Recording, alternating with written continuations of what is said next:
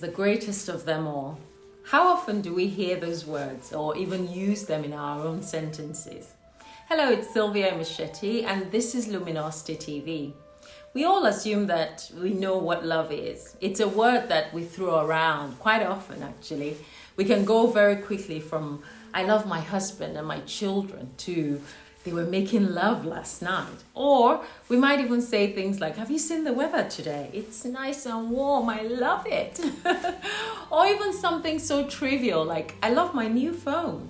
But more importantly, love can also mean caring, sharing, being kind to one another, being compassionate, serving the needs of others, and giving of ourselves selflessly. And this kind of love is not limited to just our family members or our friends. It can and should be offered to everyone, no matter who they are. It's that kind of love that we all need and the type of love that we say makes the world a better place. So in every work of life, in every philosophy, in every spirituality, every religion, we believe in this kind of selfless love. In fact, we preach about it, we talk about it, we know it, but yet we don't practice it. We don't practice it enough for it to become a way of life, for it to be a part of us. We are knowers of love, talkers, preachers even, but hardly doers of love.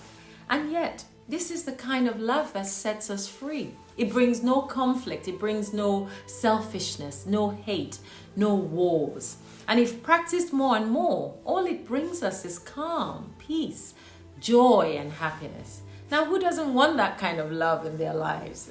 I know I do, So not just the one that is expected of you to give to your family because, hey, we're related, so I have to love you. But the universal love that you give to every living being, knowing that we're all connected despite our differences.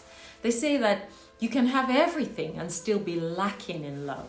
In that case, you have nothing really. In fact, it is the measure of the humanness in us, how much love we can hold for our fellow human beings, regardless of whether they are our family or they are total strangers. When I was growing up, I believed that it wasn't in anyone's DNA to be poor. And so for me, I knew that anyone could attain wealth. So I wasn't so much drawn to wealthy people with power and position. But I was always drawn to wealthy people who had humility and love in their hearts and who were willing to show that love to their fellow human beings. I was always fascinated by those who were humble. In fact, for me, any wealth that lacks humility and is devoid of love for your fellow human beings, then surely that has to be the poorest wealth of them all. And if you look around you today, this is exactly what you will find. Majority of the wealth that you see around lacks love for other human beings, especially those that are beneath our social standings. You only need to observe your environment, in the family life, in the workplace, in political scene, in the spiritual and religious groups, and you will see how much love is lacking in us as a people and in the way that we treat each other, despite the fact that we keep preaching this love everywhere. So the key is not only to preach, but to be able to put into practice that which we say we know about loving each other. We hear it all the time, love thy neighbor as thyself, so that we ourselves need to begin to work on ourselves so that we can notice those moments when we are acting selfishly and we are devoid of love.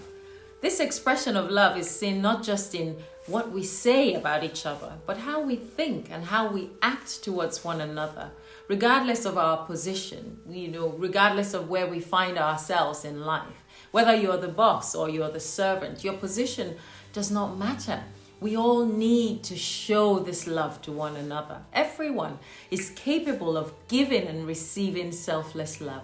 Imagine a member of staff who has worked for you for over 15 years in your organization, and after all those years they choose to go their own way and move on to something else, and just like that you say, okay, that's fine, bye, and you don't even acknowledge any of the contributions that they've brought to your organization, even Even if they were the janitor cleaning all of your toilets, you treat them as if it doesn't matter the service that they offered all those years.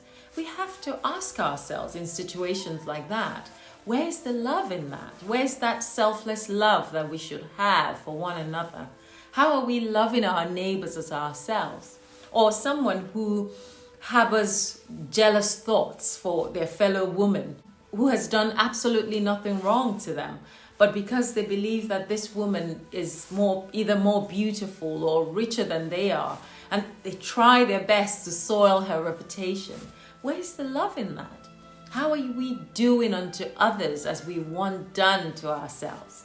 It is not enough to preach about love. It is not enough to know that we are supposed to love.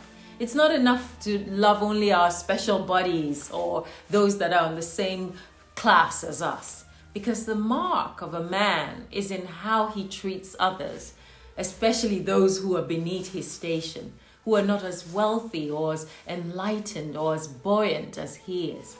And let's not forget that it is only out of love that we have been provided with that buoyancy and that high station or that wealth that we think we have in the first place. And it is out of love that we must now use it aright to the glory of our Creator. So let us learn to show love to our fellow human beings by being that shining example to all who come our way, regardless of where they have come from. Not only by preaching about love or by talking about it, but including that selfless love in our thoughts, in our words, and in our actions towards others. Because for me, I believe that life will always reward a heart that's full of love ahead of a brain that knows about love. Like I said, I do not respect the wealthy, but I respect the wealthy that has humility and love with it. That's the kind of wealth that I want to be. That's the kind of wealth that I am. The wealth that is rich in love. I hope it's the one that you are attracted to as well. Until next time, let's show love where it's needed the most. And that is everywhere and for everyone. Bye for now.